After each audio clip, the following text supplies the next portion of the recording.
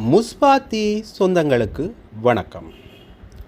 இந்த காணொளியில் பல முக்கியமான தகவல்கள் பற்றி பார்க்க போகிறோம். அதில் முதலாவதாக என்ன விஷயத்தை பற்றி பார்க்க போகிறோம்னா, உங்கள் எல்லாருக்குமே தெரிஞ்சிருக்கும் இந்த கொள்கலன்கள் சம்பந்தமாக, அதாவது கப்பலில் இருந்து இறக்குமதி செய்யப்பட்ட இந்த கொள்கலன்களில் விடுதலை புலிகள் அமைப்பினுடைய தலைவர் வேலுப்பிள்ளை பிரபாகரன் அவர்களுடைய ஆயுதங்கள் கொஞ்சம் கொள்கலன்களில் இருக்குது என்று பலரும் விமர்சனங்கள் முன்வைத்தார்கள். ஏன் இந்த விமர்சனத்தை முன்வைத்தார்கள் என்றால், இந்த கொள்கலன் எந்த ஒரு பரிசோதனையும் இல்லாமல் இறக்கப்பட்டது. அவை தொடர்பாக உதய கம்மன்பில் அவர்கள் பேசுகின்ற பொழுது, இதில் விடுதலை புலிகள் அமைப்பினுடைய தலைவர் வேலுப்பிள்ளை பிரபாகரன் அவர்களுடைய பொருட்கள்லாம் இருக்கின்றன. ஏற்கனவே இது தாய்லாந்திலிருந்து விடுதலை புலிகள் அமைப்பினுடைய தலைவர் வேலுப்பிள்ளை பிரபாகரன் அவர்கள் இந்த கொள்கலன்களை வெளியில் எடுக்கிறதுக்கு முயற்சி செஞ்சவர். அந்த கொள்கலன் தான் இப்போ வந்திருக்கின்றது என்கின்ற தகவலை பாராளுமன்ற உறுப்பினர் வைத்தியர் ராம்நாதன் அர்ச்சுனா அவர்கள் சொல்லியிருந்தார் பாராளுமன்றத்தில். அது தொடர்பாக உதயகம்மன் அவர்களும் பொது வழியில் இந்த கருத்தை முன்வைத்திருந்தார். இப்படி ஊடகங்களில் கருத்துக்கள் வருது, இது அப்படியான ஒரு கொள்கலனாக இருந்தால் இது தொடர்பான நடவடிக்கைகள் எடுக்கப்பட வேண்டும் என்று அவர் சொல்லியிருந்தார். அது தொடர்பாக கருத்து தெரிவிக்கின்ற பொழுது பிமல் ரத்நாயக்க ஒரு கேள்வி எழுப்பியிருக்கின்றார். இப்படி நீங்கள் இந்த விஷயங்களை சொல்கின்றீர்களே, இது தொடர்பாக உங்களால் குற்றப்புலனாய்வு திணைக்களத்தில் சொல்ல முடியுமா? ஏன்னா இது உண்மையாக இருந்தால் நீங்கள் குற்றப்புலனாய்வு திணைக்களத்தில் போய் இது தொடர்பான விஷயங்களை சொல்லுங்கள். ஏன் இன்னும் சொல்ல இல்லை? ஆக இது தொடர்பான ஒரு தயக்கம் அல்லது பயம் உங்கள்கிட்ட இருக்கின்ற பொருள்பட அவர் பேசியிருக்கிறார். என்ன விஷயத்தை அவர் சொன்னார் என்று இதில் பார்க்கலாம். என்னென்னு பார்த்தீங்கன்னா, தமிழில் விடுதலை புலிகள் அமைப்பின் தலைவர் பிரபாகரனின் ஆயுதங்கள் தான் கொள்கலன்களில் இருந்ததாக நாடாளுமன்ற சிறப்புரிமையில் இருந்து கொண்டு குறிப்பிட்டார்கள். இது உண்மையாயின் ஏன் குற்றப்புலனாய்வு பிரிவில் முன்னிலையாகி வாக்குமூலம் அளிக்க அச்சமடைய வேண்டும்? பரிசோதனையின்றி கொள்கலன்கள் விடுவிக்கப்பட்டமை தொடர்பில் எதிர்க்கட்சி நாடாளுமன்ற உறுப்பினர் தயாசிறி ஜெயசேகர பாராளுமன்றத்தில் சில விஷயங்களை சுட்டிக்காட்டி உரையாற்றியிருந்தார். அங்கு அவர் மேலும் உரையாற்றியதாவது, கொள்கலன்கள் தொடர்பில் பொய்யுரைத்ததாக ஏற்றுக்கொள்ளுங்கள் அல்லது விசாரணைக்கு செல்லுங்கள். தமிழில் விடுதலை புலிகள் அமைப்பின் தலைவர் பிரபாகரனின் ஆயுதங்கள் தான் கொள்கலன்களில் இருந்ததாகவும் அது தேசிய பாதுகாப்புக்கு அச்சுறுத்தல் என்றும் குறிப்பிட்டார்கள். அந்த நிலையில் எவ்வாறு அந்த கருத்து தொடர்பில் விசாரிக்காமல் இருக்க முடியும்? விசாரணைகளுக்கு செல்ல அவர்கள் ஏன் அச்சமடைகின்றனர்? நாடாளுமன்ற சிறப்புரிமையில் இருந்து கொண்டு எது வேண்டுமானாலும் கோர முடியுமா? பொய்யுரைக்க முடியுமா? நாடாளுமன்ற சிறப்புரிமையை பயன்படுத்தி கொண்டு எதிர்க்கட்சியினர் நாடாளுமன்றத்துக்குள்ளும் பேச்சுரிமையை பயன்படுத்தி கொண்டு நாடாளுமன்றத்துக்கு வெளியிலும் பொய்யுரைக்கின்றார்கள். கடந்த ஜனவரி மாத காலப்பகுதியில் இந்த கொள்கலன்கள் மேல்மாகாண ஆளுநருடையது என்று அனைவரும் குறிப்பிட்டார்கள். நாடாளுமன்றத்தில் அதை குறிப்பிட்டு கூச்சலிட்டார்கள். இந்த குற்றச்சாட்டுக்கு எதிராக ஆளுநர் நடவடிக்கை எடுத்ததன் பின்னர் தற்போது அவ்வாறு குறிப்பிடவில்லை என்று குறிப்பிடுகின்றார்கள். 323 கொள்கலன்கள் விடுவிப்புக்கு நான் அனுமதி வழங்கியதாக குறிப்பிடும் குற்றச்சாட்டை முற்றாக நிராகரிக்கின்றேன். 5 மாதங்களுக்கு பின்னர் இந்த கொள்கலன்களை நான் விடுவித்ததாக குறிப்பிட்டார்கள். நான் விடுவித்திருந்தால் நீதிமன்றத்துக்கு செல்லுங்கள், வழக்கு தாக்கல் செய்யுங்கள். கொள்கலன்களை விடுவிக்கும் அதிகாரம் எனக்கு கிடையாது. அமைச்சர் என்ற வகையில் எனக்கு உரித்தாக்கப்பட்டுள்ள அதிகாரங்களையும் நான் பயன்படுத்துவதில்லை. பரிசோதனைகளின்றி கொள்கலன்களை விடுவிப்பதற்கு எனக்கு எவ்வித அவசியமும் கிடையாது. நாடாளுமன்ற சிறப்புரிமையில் இருந்து கொண்டு பொய்யுரைத்து குற்றச்சாட்டுகளை முன்வைக்கின்றார்கள். அரச நிதியை மோசடி செய்து நாங்கள் அரசியலுக்கு வரவில்லை. இந்த பாரதூரமான குற்றச்சாட்டை முடிவுக்கு கொண்டு வர வேண்டும் என்ற விடயத்தையும் அவர் தெரிவித்திருக்கின்றார். ஆகவே இது தொடர்பாக பேசுகின்ற பொழுது அவர் எந்த விஷயத்தை மையப்படுத்தி சொல்கிறார் என்றால், இந்த விடயங்களை நீங்கள் நாடாளுமன்ற சிறப்புரிமையை பயன்படுத்தி கூறிக்கொண்டிருக்கின்றீர்கள். சரி, இதை வெளியில் கூறுறாக்கள் பேச்சுரிமையை பயன்படுத்தி கூறுகின்றார்கள். உங்களுக்கு தைரியம் இருந்தால் இதை நீங்கள் எங்கே குறிப்பிடணும் என்றால் குற்றப்புலனாய்வு திணைக்களத்தில் குறிப்பிட வேண்டும் என்ற விஷயத்தையும் அவர் சொல்லியிருக்கிறார். அவர் சொல்கிற விடயத்தை வைத்தோண்டு இனி வருங்காலங்களில் இந்த விஷயம் குற்றப்புலனாய்வு திணைக்களத்துக்கு போகுமா, என்ன விடயம் இது தொடர்பாக நடக்கப் போகிறது என்றதை நாங்கள் பொறுத்திருந்து தான் பார்க்க வேண்டும். அடுத்ததாக இன்னும் ஒரு முக்கிய விஷயம் தொடர்பாக நாங்கள் இதில் பார்க்கணும். இப்போ அண்மையில் ஒரு பேசு பொருளாக இருக்கிற விஷயம் என்னென்னா, உயிர்த்த தாக்குதல் சம்மந்தமான விஷயம். உயிர்த்த தாக்குதல் சம்மந்தமான அறிக்கைகளை சரியான முறையில் வெளியிடலை என்ற விமர்சனம் முன்னே அரசாங்கத்துக்கும் இந்த அரசாங்கத்துக்கும் இருந்தது. மக்கள் மத்தியில் ஏன் பொது வழியிலேயே தொடர்பான விசாரணைகள் சம்பந்தமான முடிவுகளையோ அல்லது இப்போ விசாரணைகள் நடந்து கொண்டிருக்கிற பொழுது அதுகளுடைய அப்டேட்ஸையோ ஏன் மக்களுக்கு அறிவிக்கையில் என்ற விமர்சனங்களும் முன்வைத்த வண்ணமே இருந்தார்கள். அது தொடர்பாக பிரதமர் ஹரணி அமரசூரிய பேசுகின்ற பொழுது சில முக்கியமான விஷயங்களை சொல்லியிருந்தார். என்ன விஷயம் என்று பார்த்தீங்கன்னா, உயிர்த்த தாக்குதல் சம்பவம் தொடர்பில் மேற்கொள்ளப்பட்டு வரும் விசாரணைகளில் வெளிவரும் புதிய விடயங்களை தேவையான நேரத்தில் மக்களுக்கு அறிவிப்போம். இதில் மறைப்பதற்கு தேசிய மக்கள் சக்திக்கு எதுவும் இல்லை. அவர் நாடாளுமன்றத்தில் நேற்றைய தினம் உரையாற்றும் போது இந்த விஷயங்களை தெரிவித்திருக்கின்றார். அவர் தொடர்ந்துமே தெரிவிக்க உயிர்த்தனாறு குண்டு தாக்குதல் சம்பவம் தொடர்பில் புலனாய்வு செய்து விசாரணை செய்ய ஒரு ஆணைக்குழுவே நியமிக்கப்பட்டிருந்தது. அந்த ஆணைக்குழுவின் விசாரணை அறிக்கை கடந்த 2021 ஆண்டு பிப்ரவரி மாதம் 25ஆம் தேதி நாடாளுமன்றத்துக்கு சமர்ப்பிக்கப்பட்டிருந்தது. மேலும் விசாரணை ஆணைக்குழுவின் அறிக்கையின் பரிந்துரைகளை நடைமுறைப்படுத்துவது தொடர்பில் தற்போது சட்டமா அதிபர் திணைக்களத்துக்கு சமர்ப்பிக்கப்பட்டு அது தொடர்பில் ஆராயப்பட்டு வருகின்றது.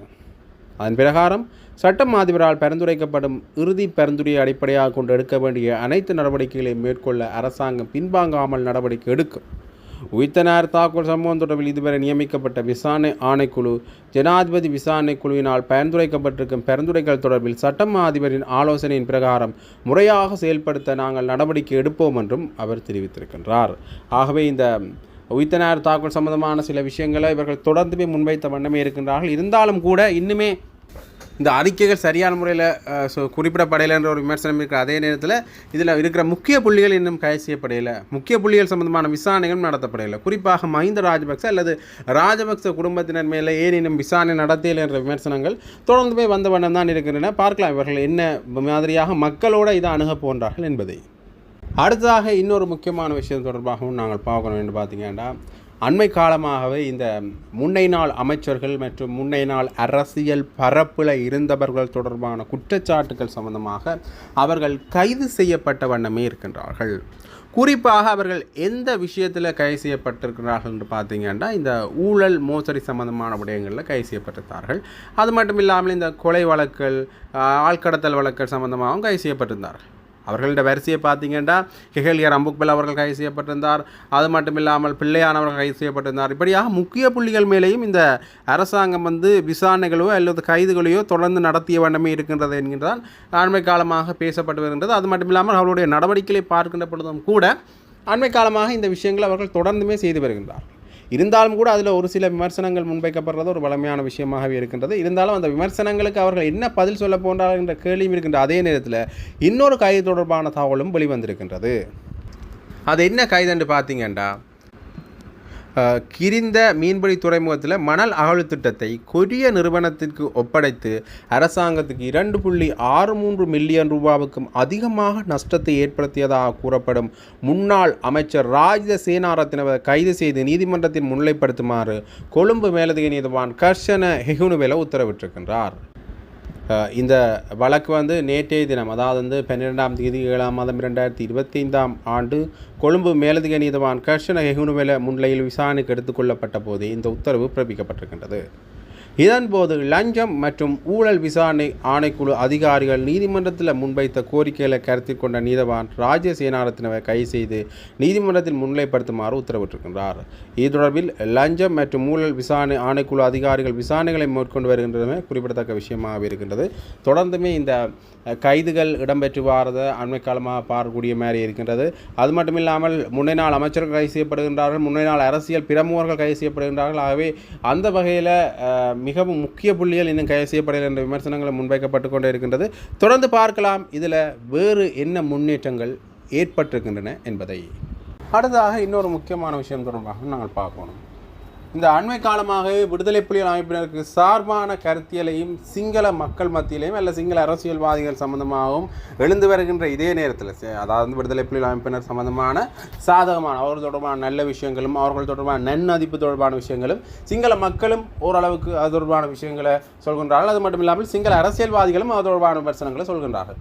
எது எவ்வாறாக இருந்தாலும் கூட, இது அரசியலாக இருந்தாலும் கூட ஓரளவுக்கு சிங்கள மக்கள் மத்தியில் இந்த தமிழ் மக்களுக்கு நடந்த சில கொடுமைகள், தமிழ் மக்களுக்கு நடந்த சில விஷயங்களை அவர்கள் ஓரளவுக்கு அவர்களுக்கு புரிதல் ஏற்பட்டிருக்கின்றது என்கின்ற ஒரு பக்கம் இருந்தாலும் கூட அதை குழப்பும் விதமாக சிலர் தங்களுடைய விமர்சனங்களையும் அண்மை காலமாக முன்வைத்த வண்ணமே இருக்கின்றார்கள். அண்மையில் கூட சரத் வீரசேகர் அவர்களாக இருக்கட்டும், விமல் வீரவன்ஸ் அவர்களாக இருக்கட்டும், சார காரியோசம் அவர்களாக இருக்கட்டும், அவர்கள் தொடர்ந்துமே இந்த விஷயங்களை தான் சொல்லி வாரார்கள் என்றது எல்லாருமே அறிஞ்ச விடயம். அதை நீங்கள் செய்தி வாயிலாக பார்த்திருப்பீர்கள். அது அவ்வாறு இருக்கு. அதே போன்ற ஒரு விடயத்தை சாகர காரியவசம் அவர்கள் குறிப்பிட்டிருக்கிறார். என்ன விஷயத்தை அவர் தெரிவித்திருக்கிறார் என்று பார்த்தீங்கன்னா, ஸ்ரீலங்காவில் நடைபெற்ற யுத்தத்தின் போது புலிகளே பெருமளவிலான தமிழ் மக்களை கொலை செய்தனர், இராணுவத்தினர் அவ்வாறான நடவடிக்கையில் ஈடுபடவில்லை என்று சார ஆரியவசம் அவர்கள் தெரிவித்திருக்கிறார். தனியார் ஊடகம் ஒன்றுக்கு வழங்கிய நேர்காணலின் போது செம்மணி விவகாரம் மற்றும் படையினருக்கு எதிரான போர்க்குற்றச்சாட்டு தொடர்பில் எழுப்பப்பட்ட கேள்விகளுக்கு பதிலளிக்கையிலேயே அவர் இந்த விஷயத்தை சொல்லியிருக்கிறார். மேலும் கருத்தறிவித்த அவர், போர்க்காலத்தில் நீலம் திருச்செல்வம், அப்பா பிள்ளை அமிர்தலிங்கம் போன்றவர்கள் சுட்டுக் கொல்லப்பட்டனர். அதிகளவான தமிழர்களை புலிகளை கொலை செய்தனர். நமது இராணுவம் அவ்வாறான நடவடிக்கையில் ஈடுபடவில்லை. கொழும்பில் கொலை செய்யப்பட்ட தமிழ் தலைவர்களுள் பெரும்பாலானவர்களை புலிகளை கொன்றனர். துரையப்பாவை கொன்றதும் புலிகள் தான். ஜாலில் புலிகளின் பயங்கரவாத நடவடிக்கையை அனுமதிக்காத சமாதானத்தை கோரிய மக்களை கொன்றதும் அவர்கள்தான். அரசியல் லாபத்துக்காக அதை பயன்படுத்தக்கூடும். ஐநா மனித உரிமைகள் ஆணையாளர் நாடாளுமன்றம் வந்தார். இராணுவத்துக்கு எதிராக கூட்டமைப்பினர் மற்றும் அர்ச்சுனா குற்றச்சாட்டுக்களை முன்வைத்தனர். நாமல் அதனை மறுத்தார். ஆளும் கட்சியினர் வாய் திறக்கவில்லை. இது தவறாகும் என்றும் காரியோசம் அவர்கள் தெரிவித்திருக்கின்றார். ஆகவே அவர் சொல்கின்ற விஷயத்தை வைத்து பார்க்கின்ற பொழுது இந்த செம்மணி தொடர்பான விஷயங்கள் இப்போ பலராலும் பேசுபொருளாக இருக்கின்ற அதே நேரத்தில் இது சர்வதேச அளவிலும் பேசப்படும் என்கின்ற ஒரு எதிர்பார்ப்பு ஐக்கிய நாடுகள் சபையினுடைய மனித உரிமைகள் ஆணையாளர் வால்கர் டர்கர் அவர்கள் வந்த பிறகு எழுந்திருந்தது. சர்வதேச வரையிலும் இந்த விடயங்கள் பேசப்படலாம் என்கின்ற ஒரு விடயம் எழுந்திருந்தது. ஆகவே அது அவ்வாறு இருக்க சர்வதேசத்தில் பேசுவோம் என்று தொடர்ந்துமே நாங்கள் அந்த அழுத்தங்களை பிரயோகித்து கொண்டு தான் இருக்கின்றோம். அது அவர்களால் நிறைவேற்றுகின்றார்களோ இல்லையோ தொடர்ந்து அந்த அழுத்தங்களை பிரயோகிக்க வேண்டிய ஒரு கடப்பாடு தமிழ் மக்களாகிய எங்களுக்கும் தமிழ் அரசியலில் பயணிக்கின்ற ஒரு சிலருக்கும் இருக்கின்றது என்றது எல்லாருக்கும் தெரிஞ்ச விஷயம். அது அவ்வாறு இருக்க இப்போ சிங்கள மக்கள் மத்தியிலையும் ஓரளவுக்கு இந்த செம்மணி தொடர்பான விஷயங்கள் பேசு பொருளாக மாறி இருக்கின்றன. அது ரெண்டு விதத்தில் நாங்கள் எடுக்கணும். ஒன்று செம்மணி மனித புதைகுழியில் இராணுவத்தினர் தான் இந்த படுகொலை எல்லாம் செய்தார்கள் என்கின்றது அங்கே இருந்து மீட்கப்பட்ட எண்புக்கூடுகளை வைத்தும், அது மட்டுமில்லாமல் அங்கே பொதுமக்கள் தான் கொல்லப்பட்டனர் என்பதற்கு அந்த எண்புக்கூடுகள் ஒரு ஆதாரமாக இருக்கின்றன. அது மட்டும் இல்லாமல் அந்த குறிப்பிட்ட காலப்பகுதியில் செம்மணி பிரதேசம் இராணுவ கட்டுப்பாட்டின் கீழ் தான் இருந்தது. ஆகவே இராணுவ அனுமதியின்றி அங்கு யாருமே அந்த பகுதிக்குள்ளே செல்ல முடியாது என்கின்ற ஒரு விடயத்தை வைத்துக்கொண்டு இது இராணுவத்தினர் தான் செய்தார்கள் என்கின்ற ஒரு நிலைப்பாட்டுக்கு நாங்கள் வர முடியும்.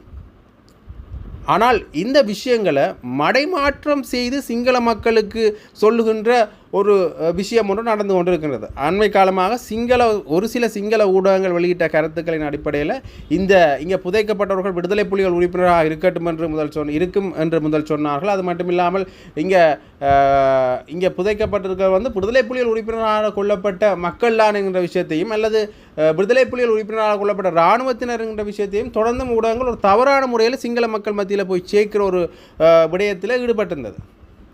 அது எல்லாருக்கும் தெரிஞ்ச விஷயம். ஆனால் அந்த சிங்கள மக்கள் மத்தியிலேயும் ஒரு நல்ல அபிப்பிராயம் ஒன்றும் இந்த செம்மணி தொடர்பாக இருந்தது. இந்த செம்மணி போராட்ட காலத்தில் சிங்கள உறுப்பினர் சட்டத்தரணி சிங்கள மகனாகிய சட்டத்தரணி தானுக அவர்கள் வந்திருந்தார்.